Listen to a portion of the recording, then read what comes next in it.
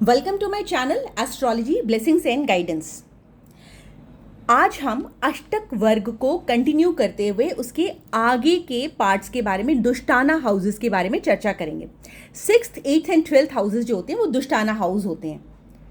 ये हम लोगों को पीड़ा देते हैं, रोग का, ऋण का, शत्रु का भाव, असीम पीड़ा का भाव, लॉसेस का भाव।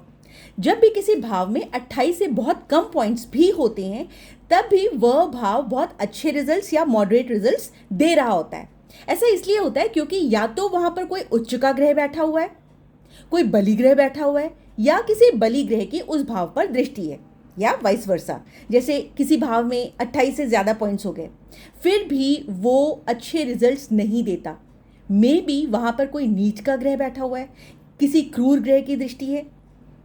जैसे सूर्य एग्जॉल्टेड कहाँ होता है, उच्च का कहाँ होता है, पहले नंबर की राशि में। चंद्रमा 2 नंबर की राशि में यानी टॉरस में उच्च का होता है। मंगल 10 नंबर की कैप्रिकॉर्न में उच्च का होता है, एग्जॉल्टेड होता है। मरकरी यानी बुध वर्गों में अपनी ही राशि में उच्च का होता है। वीनस यानी शुक्र 12 नंबर यानी पाइसेस में एग्जॉल्टेड होता है। और जुपिटर किस में एग्जॉल्टेड होता है, कर्क लगन में, कर्क राशि में। शनि जो होता है लिब्रा में एग्जॉल्टेड होता है, यहाँ मैंने ई मतलब एग्जॉल्टेड। और वहीं पर सूर्य नीच का कब हो जाता है, जब वो लिब्रा में बैठा होता है। चंद्रमा नीच का कब होता है, जब वो स्कॉर्पियो में जाके बैठ जाता है। मंगल नीच का होता है कर्क राशि में। मरकरी नीच का होता है, नीच का प्रभाव देगा जब वो पाइसेस में जाकर के बैठ जाएगा या पाइसेस राशि में बैठ जाएगा। शुक्र नीच का प्रभाव कब देगा, जब वो वर्गों में बैठ जाएगा। बृहस्पति कब देगा, जब वो 10th नंबर के साइन में यानी कैप्रिकॉर्न में जाकर के बैठ जाएगा। और शनि जो होता है वो मंगल की राशि में नीच का हो जाता है। तो इस तरीके से ये अष्टक वर्ग के रूल्स काम करते हैं। जब आपको लगेगा कि अष्टक वर्ग के रूल्स कैसे काम ऑपोजिटली कर रहे हैं तो हो सकता है उच्च के ग्रह या नीच के ग्रह का प्रभाव चल रहा हो। नेक्स्ट पॉइंट, जैसा कि हमने अपनी पिछली वीडियो में कहा कि 6, 8 और 12 में 28 से कम अंक होना अच्छा होता है, क्योंकि इस बात को ऐसे समझिए कि 6th हाउस ये जो है ये रोग, ऋण और शत्रु दिखाता है। तो दूसरी तरफ वो सेवा भी तो दिखाता है, नौकरी दिखाता है। नौकरी से आपकी फिक्स रेगुलर इनकम होती है। सेवा मतलब किसी की सेवा करना, चाहे आप जानवरों की सेवा करिए, आपको बहुत अच्छे रिजल्ट्स मिलेंगे। ये मेहनत को दिखाता है, ये एक फिक्स्ड रेगुलर इनकम को भी दर्शाता है। तो 6th हाउस में यदि आपके बहुत ज़्यादा अच्छे पॉइंट्स हैं तो भी आपको न रोग का सामना ज़्यादा करना पड़ रहा है, न ऋण का सामना करना पड़ रहा है, न शत्रुता है आपकी। दैट मीन्स आप इनमें से कोई ना कोई कारक तत्व यूज कर रहे हैं।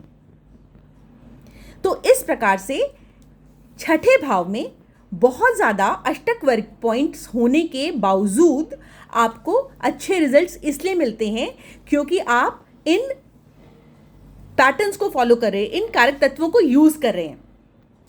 नाउ जब हम 12th हाउस को पढ़ेंगे तो 12th हाउस क्या होता है, हमने सुना है कि 12th हाउस जो होता है वो लॉसेस का होता है, एक्सपेंडिचर का होता है, जेल खाना, दवा खाना, पागल खाना, ये सब दर्शाता है।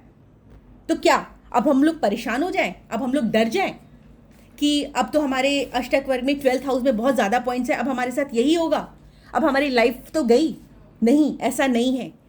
12th हाउस की रेमेडी क्या है? 12th हाउस जो होता है यदि आप उसको पॉजिटिवली अलाइन करेंगे तो 12th हाउस जो है स्पिरिचुअलिटी का है, आध्यात्म का है। यदि आपको किसी ने कुछ बुरा कह दिया, डांट दिया, गंदा बोल दिया, इग्नोर मारिए, लेट गो करिए। This is the best remedy of 12th house. यदि आप उस चीज़ को अपने दिल में बसाए रखेंगे तो आप कभी मूव ऑन नहीं कर पाएंगे, आपको लॉसेस होने ही होने हैं, इस पर कोई डाउट नहीं है। यदि आपको कहा जाता है कि 12th हाउस जो है आपको लॉसेस लाएगा, आप कभी अपनी मनी बैंक में सेव नहीं कर पाएंगे। क्यों?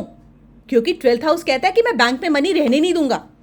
तो ठीक है, हम लोग अलाइन कर लेते हैं इसको, हम लोग 12th हाउस से रिलेटेड इन्वेस्टमेंट कर लेते हैं। हम बैंक में पैसा नहीं रहने देंगे, बहुत थोड़ा बहुत ही छोड़ेंगे। हम लोग प्लैनेट्स को फूल तो नहीं बना सकते, लेकिन हम उसका अलाइनमेंट ज़रूर कर सकते हैं। प्लैनेट को बैंक में पैसा नहीं चाहिए, तो हम उस पैसे को इन्वेस्टमेंट में डाल देते हैं, फिक्स डिपॉजिट कर देते हैं, आरडी कर देते हैं, कहीं पे भी इन्वेस्ट कर देते हैं। तो 12th हाउस की रेमेडी हो गई। यदि किसी जातक के 12th हाउस में बहुत ज़्यादा अष्टक वर्ग के हिसाब से पॉइंट्स हैं, तो वो बंदा जाके फॉरेन में सेटल हो जाएगा, तो बहुत प्रोग्रेस करेगा। तो 12th हाउस की रेमेडी ये भी है कि फॉरेन में जाकर के सेटल हो जाइए, मेडिटेशन करिए, अपने मन को अपने कंट्रोल में रखिए, योगा करिए। तो spirituality, let go, meditation and yoga, ये चारों पॉइंट्स तो ऐसे हैं कि कोई भी बंदा लाइफ के किसी भी फेज से गुजर रहा हो, दुनिया के किसी भी जगह पे प्लेस्ड हो, तो वो ये चारों काम तो कर ही सकता है। यदि वो ये चारों काम करेगा तो उसको प्लैनेट 12th हाउस से रिलेटेड दिक्कत नहीं देंगे। Now 8th house, 8th house का नाम सुनते ही बहुत सारे लोगों के रोए खड़े हो जाते हैं, क्योंकि 8th हाउस जो है वो डेथ का है, वो सडन इवेंट्स का है, वो इलनेस का है, वो एक्सीडेंट का है, वो अनएक्सपेक्टेड क्राइसिस का है। ये चैलेंजेस, आपको बहुत एक्सट्रीम चैलेंजेस फेस करने पड़ते हैं, आपको बहुत मेंटल एगनी होती है, अचानक से सेटबैक्स हो जाते हैं, सडन सेटबैक्स, अचानक से लॉस हो गया, किसी इंसान का भी लॉस हो सकता है, मनी का भी लॉस हो सकता है, बिजनेस में लॉस हो सकता है, आप बहुत डिफिकल्ट एक्सपीरियंसेस से गुजरते हो, आप डिप्रेशन में पहुंच जाते हो, आपको बहुत एंग्जाइटी होती है, मेंटल हेल्थ आपकी खराब हो जाती है, ये आपके लिए बहुत चैलेंजेस लाता है। तो क्या करें? अष्टक वर्ग में यदि हमारे 8th हाउस में बहुत ज़्यादा पॉइंट्स हैं तो हम क्या कर सकते हैं? हम लोग ट्रांसफॉर्मेशन कर सकते हैं। आपने देखा होगा कुछ लोग बड़े बड़े, आपने कुछ टाइकून्स की बात सुनी होगी, पहले उन्होंने लाखों करोड़ों अरबों खरबों कमाया और उसके बाद से अचानक से उन्होंने सब कुछ छोड़ छाड़ करके संन्यास ले लिया, क्योंकि उनकी लाइफ में कुछ ऐसा हुआ जिससे उनको समझ में आया कि मनी इज़ नॉट एवरीथिंग। उनको समझ में आया कि फैमिली वैल्यूज़ भी बहुत सारी चीज़ बहुत इंपॉर्टेंट होती है। कुछ लोगों के केस में ऐसा होता है कि जब तक फैमिली उनके पास होती है तब तक वो उसकी कीमत नहीं समझते, जब वो फैमिली चली जाती है तो वो अचानक से पूरे कंप्लीटली बदल जाते हैं, वो ट्रांसफॉर्म हो जाते हैं। तो दिस इज ट्रांसफॉर्मेशन। यदि आपके 8th हाउस में बहुत ज़्यादा पॉइंट्स हैं तो गो फॉर ऑकल्ट साइंस, आप एस्ट्रोलॉजी करिए, आप ऑडिट डिपार्टमेंट में भी काम कर सकते हैं, आप मैन्युफैक्चरिंग से रिलेटेड कोई बिजनेस कर सकते हैं, आप किसी भी चीज़ की डीप में रिसर्च कर सकते हैं, स्टडी कर सकते हैं। ये 8th हाउस बताता है।